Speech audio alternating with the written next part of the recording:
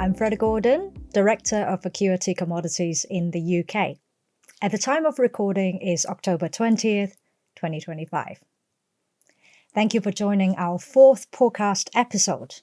We thought it would be fun to switch up the location, so this time I'm coming to you from London, where I've been based since 2008.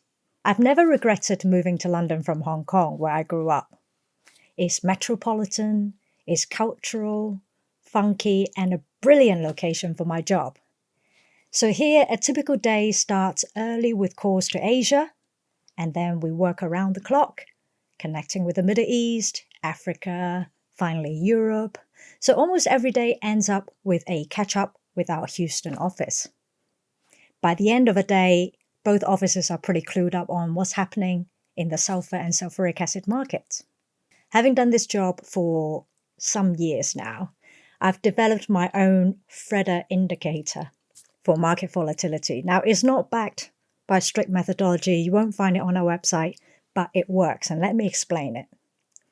Some days, the markets are slow with not a lot of deals, so I'll check my work phone every morning. If there are no messages, great, markets are calm, and I get to spend more time in the gym. Perfect.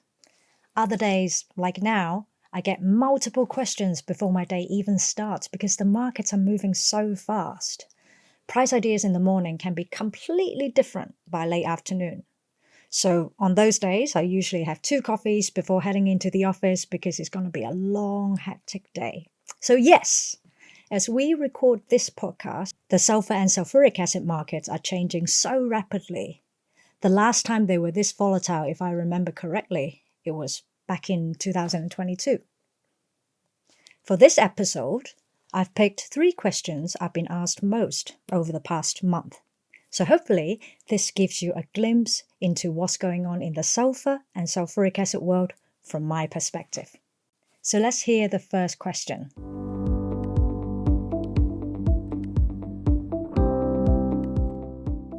Well, it's a pure function of low supply and high demand.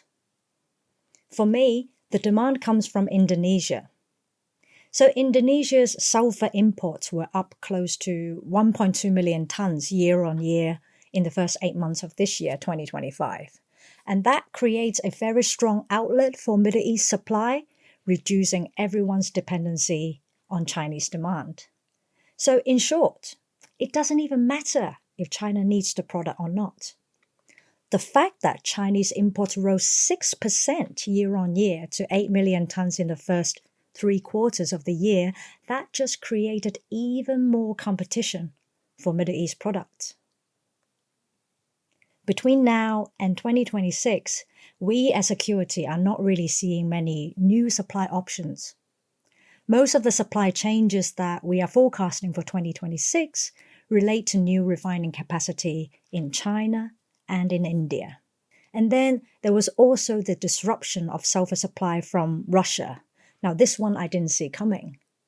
Ukraine's drone attacks on Russian oil refineries as well as petrochemical sites really stopped production at many sites in Russia.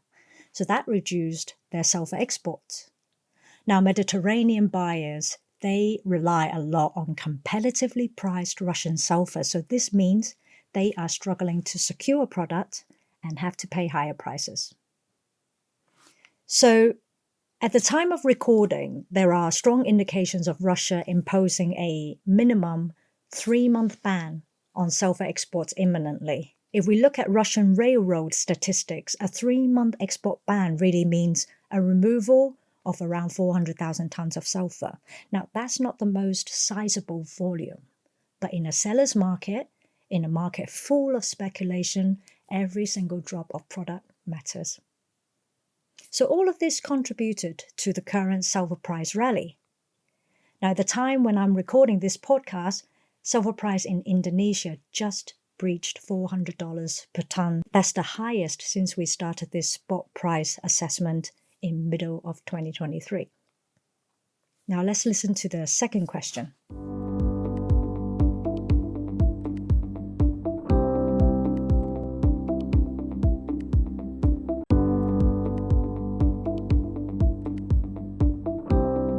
if we take a very simple calculation, 1 ton of sulfur gives you roughly 3 tons of sulfuric acid. Now, since sulfur burners, they also generate steam credit, they generate power. So I would say for $400 CFR worth of sulfur in Indonesia, if you can buy acid at around $100, that's a very, very cheap and good price for a buyer. Now, acid is cheaper. And so some sulfur burners around the world have gone as far as buying energy from the grid, reducing their sulfur burners' operating rates just to buy more cheap acid. But sulfuric acid buying cannot fully replace sulfur imports. For example, a company would need to import 100,000 tons of acid just to replace 35,000 tons of solid sulfur, so it can be a real logistical challenge. More importantly, not all sulfur burners can take smelter acid because of the heavy metals content, and not all buyers have access to the tanks needed for imports. And to make it even more complicated, because it's such a complicated market, in Indonesia, for example, privately owned nickel producers need import quotas to bring in the acid, whereas sulfur imports don't require a quota. So, in short, not every player in the world can switch to buying more sulfuric acid, even though it is cheaper. But that clearly hasn't stopped the people who can. So if you look at what's going on in India, Indonesia, and the US lately, a lot of the buyers have been buying opportunistically. Let's hear the final question.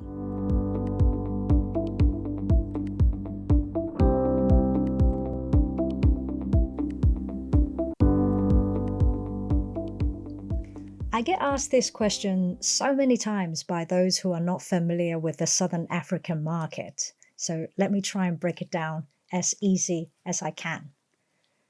Governments in Africa, they often dislike their minerals being exported as raw materials. They would rather them being processed into final metals locally. So back in 2013, we saw the DRC banning copper concentrate exports. And I see the current 2025 cobalt export quota coming from the same place.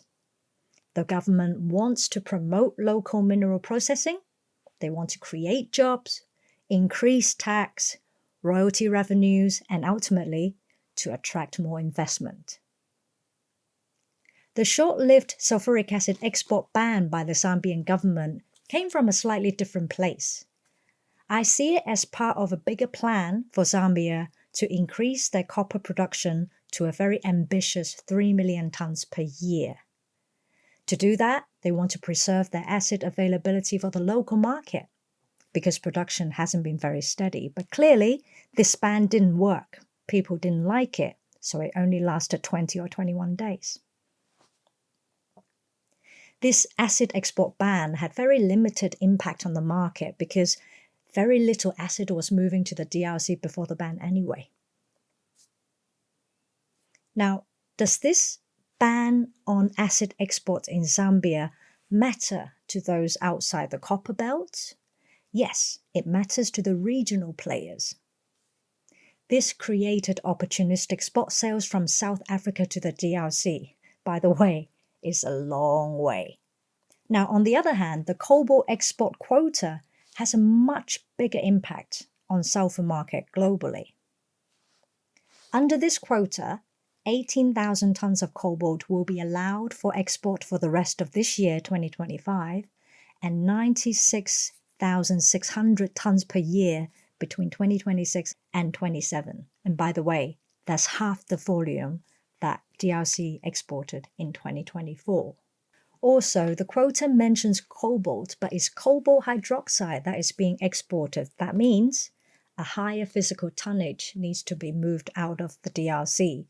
This is going to create logistical complexities and uncertainties in Southern Africa. There will still be insufficient cobalt exports from the DRC, and to me, this is going to disrupt the balance of import trucks needed for incoming copper production reagents. And simply look at the map. Dar es Salaam in Tanzania, the most popular sulfur import point in Southern Africa. is so far away from the DRC. So any imbalance in inflows or outflows between these 2 points will create chaos to sulfur buyers by driving up transport rates. And there is one more thing that this cobalt quota relates to the global sulfur market that many people have missed. Many Indonesian nickel producers, they make cobalt as a byproduct. And their recent sulfur and sulfuric acid procurement is not only about making more nickel, it's clearly supported by the higher cobalt price created by the DRC government. So thank you again for tuning in and showing us so much love for our podcast episodes. It's been fun. If you have any idea for us or even want to show your face in our podcast, email us. You got us on our email, info@acuitycommodities.com. We love hearing from you. For now, take care and stay well.